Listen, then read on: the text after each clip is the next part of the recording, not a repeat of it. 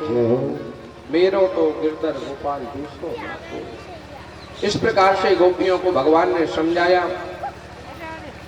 जब भगवान समझ गए कि इनका भाव श्रेष्ठ है तो वहीं पर उन्होंने रास प्रारंभ किया। महाराज सुखदेव जी लिखते हैं, दोए दोए गोपी बिच बिच माधव, और इतना सुंदर वहां पर रास हुआ। ये रास पंचाध्यायी है। जैसे रास प्रारंभ हुआ महाराज, गोपियों के मन में अभिमान उत्पन्न हुआ। अभिमान आया, राधा जी को अभिमान हुआ। भगवान ने कहा देखो अभी तुम्हारी भक्ति श्रेष्ठ नहीं। अभिमान हुआ तो भगवान राधा जी को साथ लेकर के और अपने गोलोक धाम में निकले।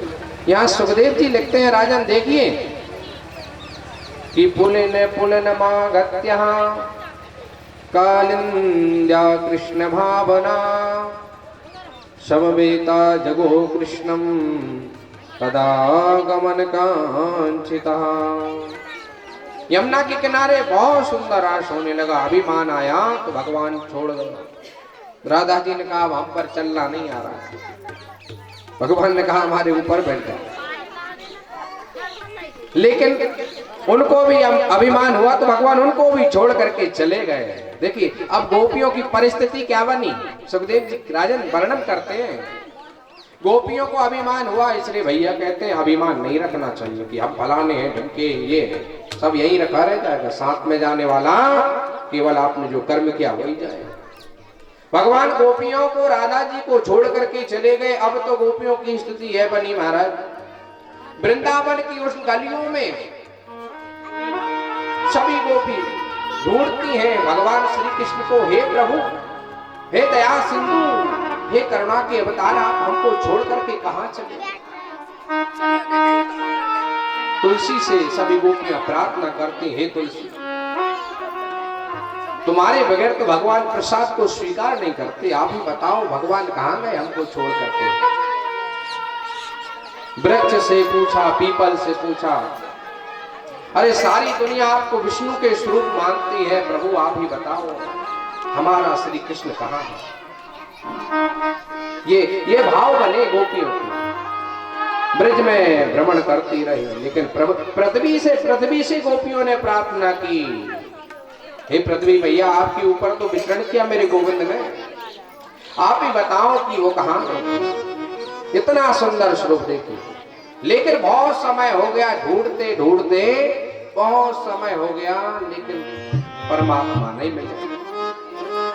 तो गोपियों के मन में ही भाव ऐसा जागृत हुआ, क्या कि लाली मेरे लाल की जित देखो तित लाल, लाले देखन में गई मैं भी हो गई लाल। कहने का भाव, कृष्ण को खोजते खोजते गोपियां परेशान है गई, तो एक दूसरे ही को गोपियां कृष्ण मानती।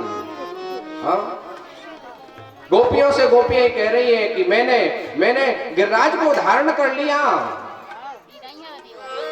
देखिए ये परिस्थिति बनी। जब भगवान छोड़ गए तो गोपियों से कहती हैं कि मैं कृष्ण हूं, मैंने गिरिराज को धारण कर लिया, आ जाओ ब्रजवासियों। सुखदेव जी कहते हैं राजन इस बात को अनुकरण करिएगा। एक दूसरे को ही भगवान मान रहे हैं। हे रमण, हे नाथ रमण पृष्ठा क्वासी क्वासी महाभुजा। और इसे भ्रमण करती करती यमुना के किनारे पहुंची। राजा जी भी ढूंढ रही है, सभी ब्रजवासी को। लेकिन जब भगवान नहीं मिले, जब ऐसा दृश्य हुआ, तब सभी एकत्रित बैठ करके, देखिए ध्यान देना, ये गीत क्या है जिसका नाम है गोपी गीत। ये भजन नहीं है, ये भजन नहीं है जो हम अभी सभी भ्रमण अभी गाएंगे, ये भजन नहीं है, ये है गोपी गीत। गोपियों ने भगवान के विरह में यह गीत गाया कि हे प्रभु आप हमको छोड़ करके कहां चले गए। 19 श्लोकों में वर्णन है गोपी गीत का। बड़ा सुंदर भाव गाया श्लोकों में गाया। हम भी यह गुनगुनाएंगे, गोपी गीत गाएंगे। गोपियों ने गाया जयति तेधिकं जन्मना व्रजा